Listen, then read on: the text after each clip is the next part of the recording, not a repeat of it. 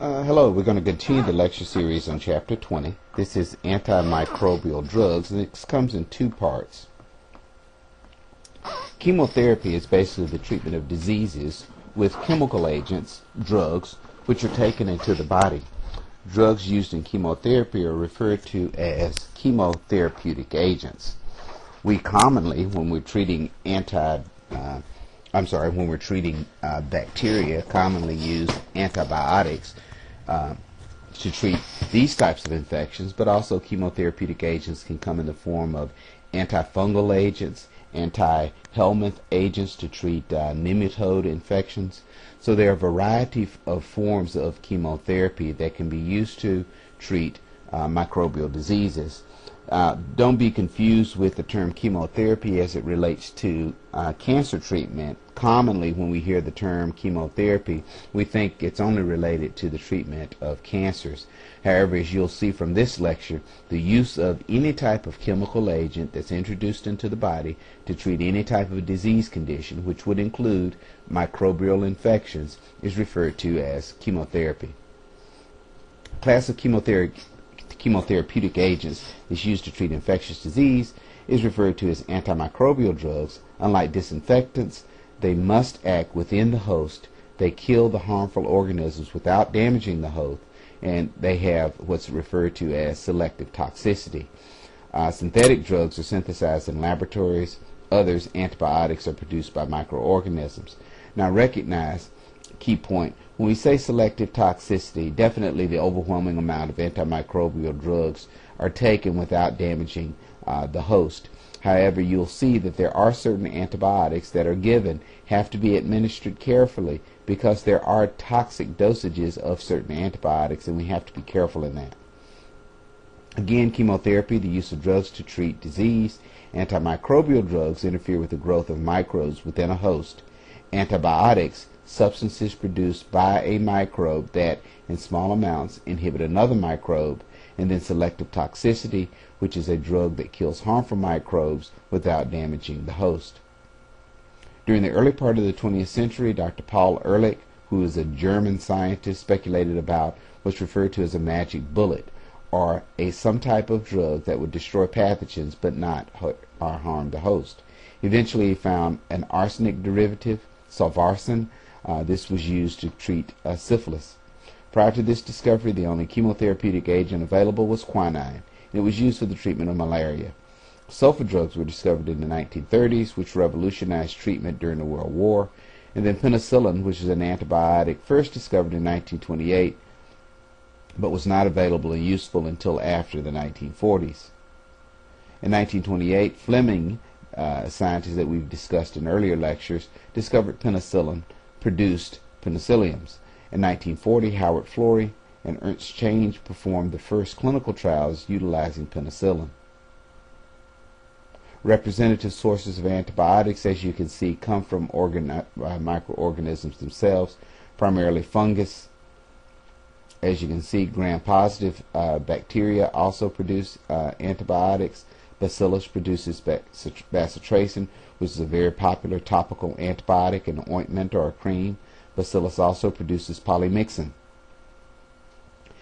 Many of the agents are produced by the streptomyces, amphotericin B, chloramphenicol, chlorotetracycline, erythromycin, neomycin, streptomycin, and gentamicin, to name a few. And then fungi produce, such as cephalosporins, and penicillium produces cephalotin or cephalosporin antibiotics, griseofulvin, and penicillin. It is comparatively easy to find antimicrobials against prokaryotes or bacteria because prokaryotes differ substantially from eukaryotes in humans. Fungi, protozoa, helminths, and eukaryotic cells that make up selective toxicity for pathogens without affecting the host. This is more difficult. It is difficult to find an antimicrobial against viruses which exist inside the host cell and interact with the host cells to synthesize new viruses. Now recognize the important concept. Bacteria, remember, first establish themselves outside the host cell. It is the host cell itself that will evaginate and bring the bacteria inside the cell for a destructive process in which the lysosomes will bind to the vesicle and destroy the bacteria.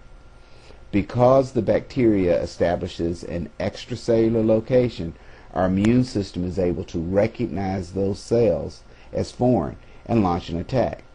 Viruses, on the other hand, once they initially attach to the receptor on the outside of the cell, immediately shed their coat and move to an intracellular location, away from the surveillance system of the body. So antibodies don't have a chance to, our own system's antibodies don't have a chance to attack it. But because of the intracellular location, synthetic antibiotics that are produced and administered cannot attack viruses. And so most of the antiviral therapies have difficulty treating viruses because they exist inside the host cell, and you would have to destroy or damage the host cell for these drugs to be effective.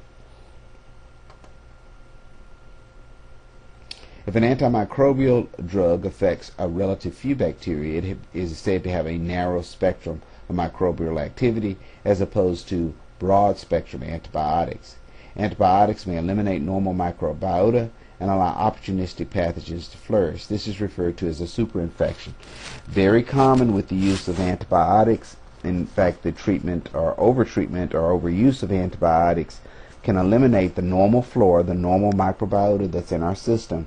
When this occurs, this allows opportunistic pathogens. Candida infections are an excellent example of that. We take antibiotic therapy for an upper respiratory infection, and in doing so, we kill all of the good bacteria or the normal flora or the normal microbiota in our mouth, and we develop a thrush infection or a candidial infection in the mouth. Women tend to be very sensitive to these types of antibiotics, and the use of antibiotic therapy can kill the normal flora or the normal bacteria that lies inside the vaginal cavity. When this occurs, opportunistic infections such as Candida or a yeast infection will proliferate. Thus, the use of antibiotic therapy kills the good bacteria, the normal flora in our system, and allows these opportunistic infections to flourish. Again, remember, there is a spectrum of antibiotics. There can be a very narrow spectrum or there can be broad spectrum antibiotics. Narrow spectrum antibiotics are an example of those that treat a protozoa. Mefloquine, which only treats a malarial infection. Certain types of antibiotics, such as ketoconazole, only will treat a fungal infection. Penicillin is always known to treat primarily gram-positive bacterial infection, so thus it's a very narrow spectrum. There are, however, some antibiotics that are broad spectrum. Tetracycline, for example, as you can see, not only treats gram-negative and gram-positive organisms, but also will treat some of the chlamydias and rickettsias. A broad spectrum antibiotic. Again, the term broad spectrum antibiotic you should be familiar with. Superinfection, which occurs after the use of antibiotic therapy that kills the normal flora in the system and allows opportunistic infections to grow. The term bactericidal refers to the ability of an antibiotic to kill the bacteria. Bacteriostatic refers to the ability of antimicrobial therapy to arrest the growth of bacterial substances in the body. Now, what do antibiotics do? Well, antibiotics can attack microorganisms at several points. Antibiotics can inhibit cell wall synthesis, such as penicillin, cephalosporins, bacitracin. The aminoglycosides, such as vancomycin, inhibit cell wall synthesis. You break the cell wall, contents outside the cell can leak in, contents inside the cell can leak out, changing the environment inside the cell, destroying the intracellular matrix, and destroying the organism. You can also have inhibition of protein synthesis. This is done with drugs such as chloramphenicol, erythromycin, tetracyclines, streptomycins. Again, if you can inhibit protein synthesis, remember proteins are substances such as enzymes for cells to carry on any process of regeneration. You have to have protein synthesis. By damaging or inhibiting protein synthesis at a certain point, you can destroy the organism. You may also inhibit synthesis by using what's referred to as allosteric inhibitors, substances that can bind, may be binding at the active site, may bind at an allosteric site, but this blocks this pathway by which you see synthesis occur. essential metabolites are required for this process of replication to take place. If you inhibit the synthesis of essential metabolites, you can thus destroy the organism. We see this in drugs such as sulfonamides and trimethoprim, may be commonly referred to as Scepter DS or Bactrim DS. You may be familiar with those names. Again, injury to the plasma membrane, similar to what we saw here in destruction of the cell wall synthesis. If you destroy the plasma membrane, the same process can occur. This allows substances that typically would not be able to leak into the cell to leak in, change the concentration of substance, or allow particular agents. The outside environment should remain outside. The inside environment should remain consistent inside. If you break the plasma membrane, you run a risk of allowing compromise in this area. So these are several actions of antimicrobials. You can also see damage by certain drugs to affect or inhibit the formation of particular peptide bonds, which are important in protein synthesis. Several drugs launch their attack in interfering with protein synthesis. As you recall, proteins are three-dimensional, detailed structures measured in size as 30s and 50s. Again, certain drugs bind to portions of different proteins in these microorganisms. Chlorphenicol can bind to the 50s portion, which will inhibit formation of peptide bonds. Erythromycin binds to 50s proteins, prevents translocation and movement of ribosomals along the messenger RNA. Remember, ribosomes are important for protein synthesis. If you block this ribosomal movement, then you don't get protein synthesis. Tetracycline interferes with the attachment of transfer and messenger RNA. Streptomycin changes the shape of the 30S portion, causing code on the messenger RNA to be read incorrectly, thus again interfering with protein synthesis. As I already described, you may have inhibition of cell wall synthesis. Cell walls of bacteria consist of a layer of peptidoglycan, which is found only in bacterial cells. Therefore, interference with the synthesis of bacterial cell wall usually does not harm the host. Antibiotics used in this mode include penicillin, cephalosporin, bacitracin, and vancomycin. Because the peptidoglycan layer of gram-positive bacteria is more accessible than that of the gram-negative ones, these bacteria are most susceptible to those agents. Antibacterial that inhibit cell wall synthesis include the penicillins, the natural penicillins, and semisynthetic penicillins. The term penicillin refers to the group of related antibiotics. The natural penicillins, such as penicillin G or V, are products of Penicillium mold growth. This is the chemical structure of different penicillins. Again, I'm not going to test you on this. You should be familiar with two different types of penicillin, procaine penicillin and benzathine penicillin. Combined penicillin G with other drugs to prolong antibiotic retention in the body. Penicillinases is an important enzyme produced by certain microbes. These are enzymes that cleave the beta-lactam ring of penicillin, causing resistance. So penicillinases in microorganisms confer a resistance by certain microbials in our system. A large number of semisynthetic penicillins have been developed to overcome the disadvantages of natural penicillin. Side chains of natural penicillins are removed, and other side chains are added to extend the spectrum and make them resistant to penicillinases. Again, penicillin, important antibiotic. However, the microbial world is smart, and certain bacteria have developed penicillinases, which will confer resistance to penicillins. You can extend the spectrum of penicillins by changing its chemical structure. Some penicillins add what's referred to as beta-lactamase inhibitors. Beta-lactamase inhibitors inhibit the enzyme that confers resistance to penicillin.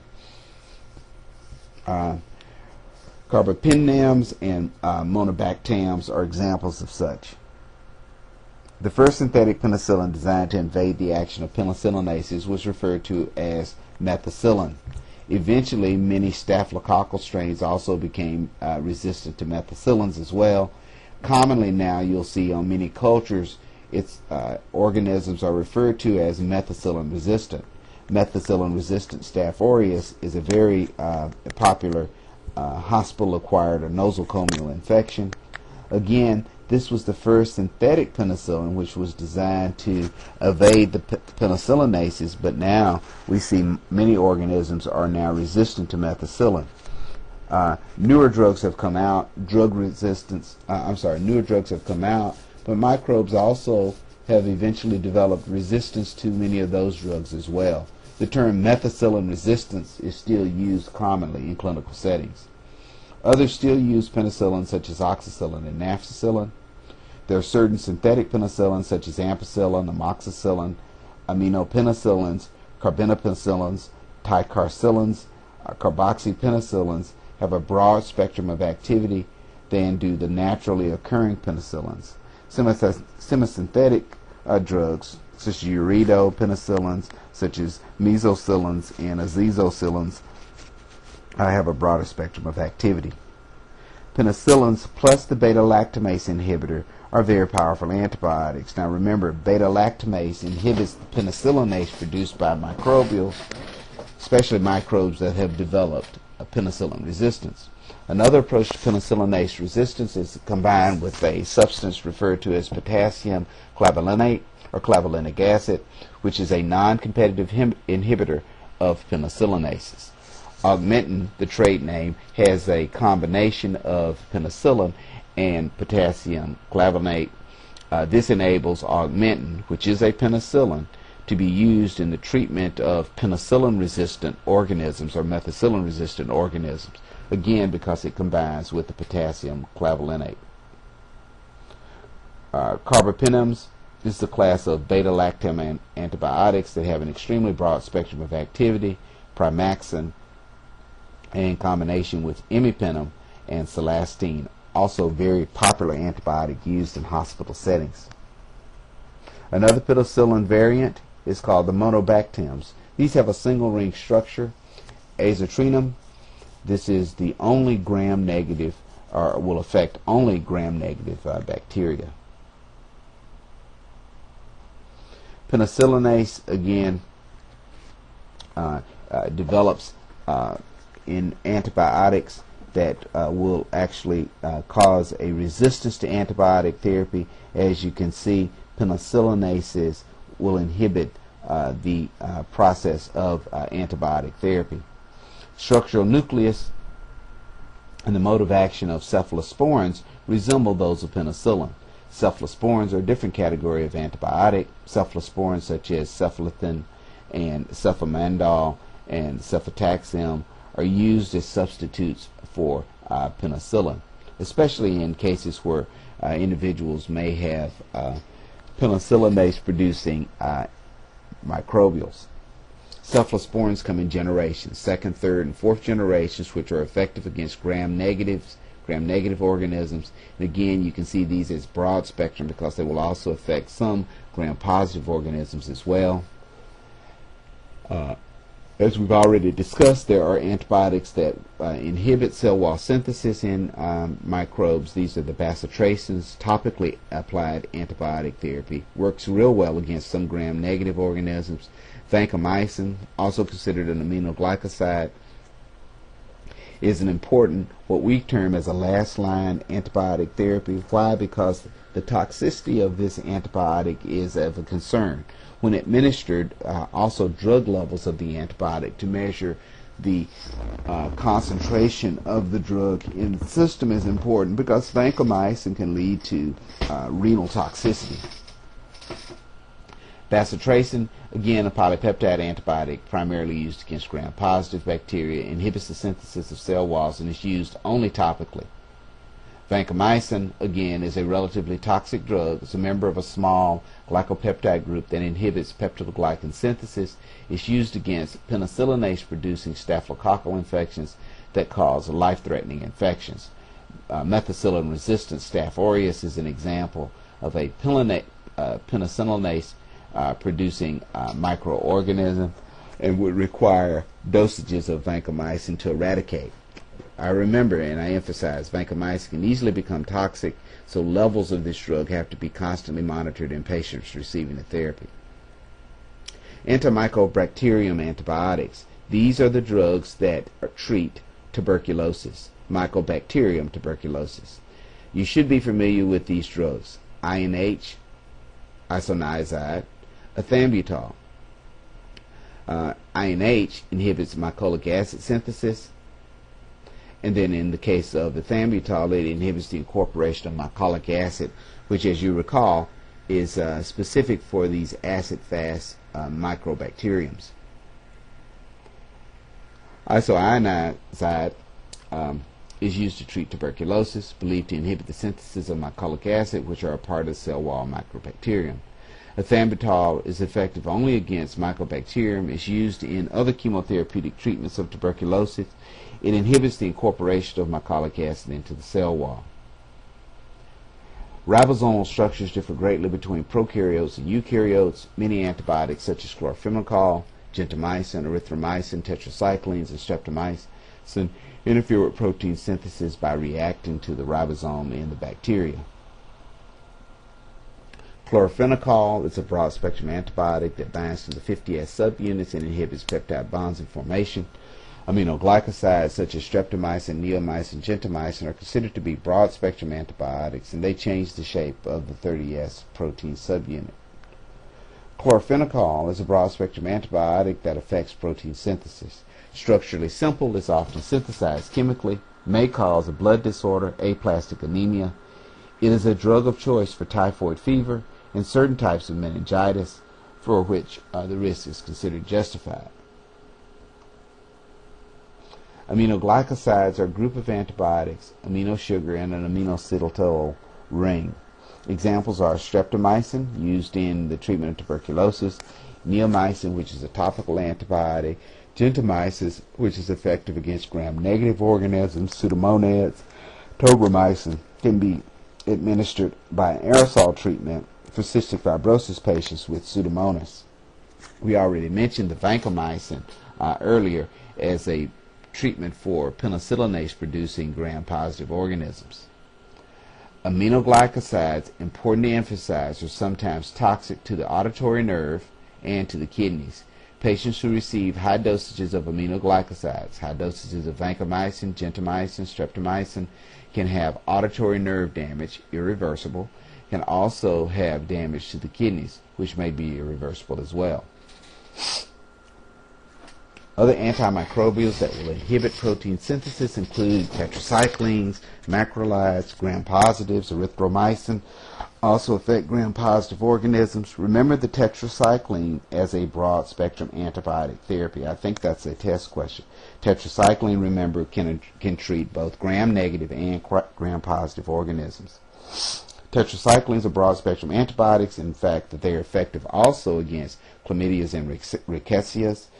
You see this as common treatment in clinical settings as well.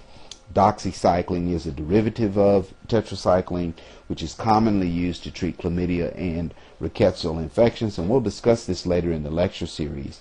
So tetracyclines treat gram-positive, gram-negatives, and the chlamydias and the rickettsias. Inhibits protein synthesis. It can produce some side effects that you can see, especially in developing children. Tetracycline should not be administered to kids under the age of 12 because teeth are still developing. As the teeth are developing, tetracycline can deposit in the teeth and cause significant discoloration to the permanent teeth. Commonly encountered in tetracycline are oxytetracyclines or terramycin, chlortetracycline or auromycin. Some newer synthetic versions, as I already said, derivatives of tetracycline include doxycycline, which is very commonly administered now, minocycline, which is retained in the body a bit longer. I don't see those other agents used clinically too much. I don't see oxytetracycline or chlortetracycline or even minocycline used, but doxycycline is very commonly used in clinical settings. Macrolides, another category of antibiotic therapy that inhibit protein synthesis, named because of their macrocyclic lactone ring, especially effective against gram-positive bacteria. The mycins are important. These inhibit protein synthesis as well. Erythromycin inhibits protein synthesis and is used in treating infections resistant to penicillin as well as legionellosis and mycoplasmal pneumonia. Erythromycin is an important category of drug. You should be somewhat familiar with it. The newer macrolides that you probably are familiar with, many of you may have even taken this before, macrolides such as azithromycin, claridomycin. This is Zithromax, sometimes referred to as the Z-Pack, which is a antibiotic therapy. Claridomycin is Biaxin by trade name. Compared to erythromycin, they have a broader spectrum and can penetrate the tissue better. So these are the newer macrolides, azithromycin and claridomycin. Again, one is referred to as Zithromax or the Z-Pack. Claridomycin is referred to as Biaxin. There are also ketolides. These are new synthetic macrolides developed to combat microbial resistance. An example of this is Ketex, telithromycin. I don't see it commonly used, but it's a product that had been out on the market.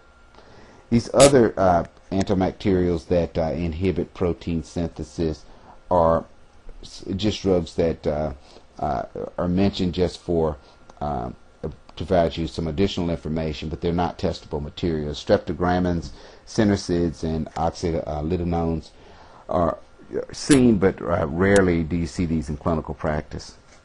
Streptogramins are basically unique, developed to combat resistance to vancomycin.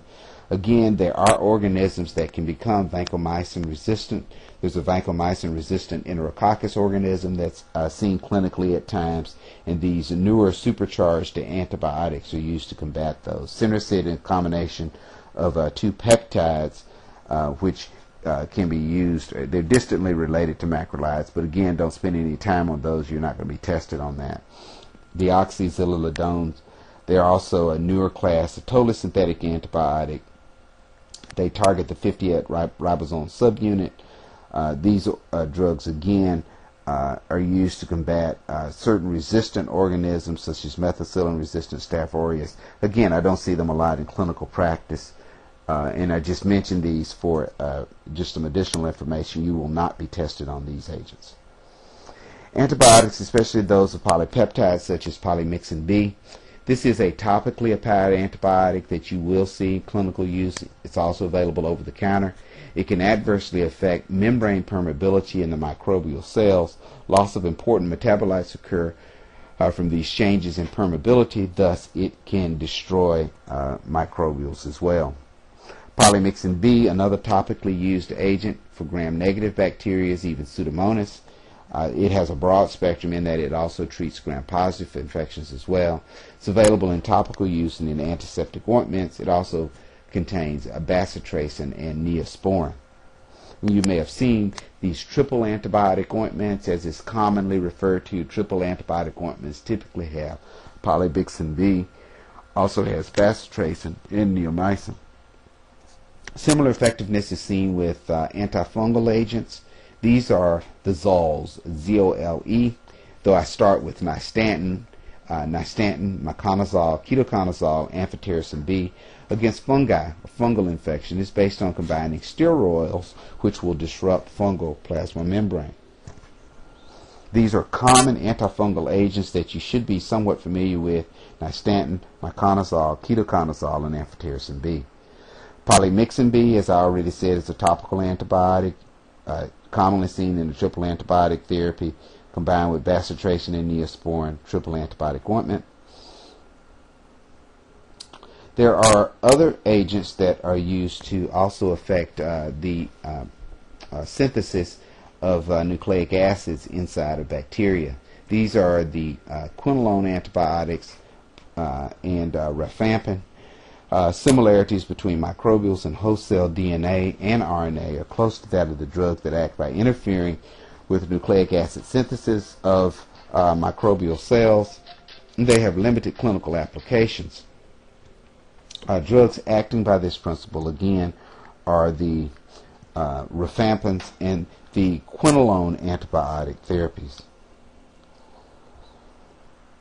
Rifampin, again, inhibits RNA synthesis. Rifampin is a very popularly used anti-tuberculosis medication. You should be familiar with that. Quinolones fluoroquinolones are popularly named because of their antimicrobial activity. The common ones are ciprofloxacin or Cipro. Cipro really became a public knowledge drug during the anthrax scare back in 2001. Ciprofloxacin, or the quinolone or fluoroquinolone antibiotics, were noted to be drugs of choice in the treatment of anthrax infections. Other similarly produced products are the fluoroquinolones, such as levofloxacin, which is also a very popularly used antibiotic therapy, also effective against anthrax. The important use for quinolones, however, is their ability to treat urinary tract infections. These antibiotics, ciprofloxacin and levofloxacin, achieve very high concentrations in the urinary system, and thus they're excellent antibiotics to treat urinary tract infections. Rifampin is best known the rifampicin family, and is used for tuberculosis therapy. It inhibits the synthesis of messenger RNA. Again, rifampin, an important tuberculosis drug. The first line of quinolones was a group of vanillodexic acid, selectively inhibits the enzyme DNA gyrase needed for DNA replication. This is how the quinolones and fluoroquinolones work. This is what led to the development of the group as a whole. Norfloxacin, ciprofloxacin, and I should have added to the list now, levofloxacin, are used most often now. Norfloxacin actually is not used nearly as much as levofloxacin is. Number one is probably still probably ciprofloxacin, though it's turned generic now, and so for brand name products it's probably Levaquin, which is again a quinolone antibiotic that's probably most popularly used now. Synthetic versions of fluoroquinolones such as monoxafloxacin or gatafloxacin are broader spectrums, and they can be taken orally. Sulfur drugs, for example, competitively inhibit the synthesis of folic acid. This is a vitamin that's synthesized by bacteria and not by humans. Sulfur drugs are still popularly used and have been used for many, many years. Drug resembles the metabolite parabenzoic acid, which is required to synthesize folic acid. Sulfonamides, or sulfur drugs, act by competitive inhibition of folic acid. It's a precursor to nucleic acids.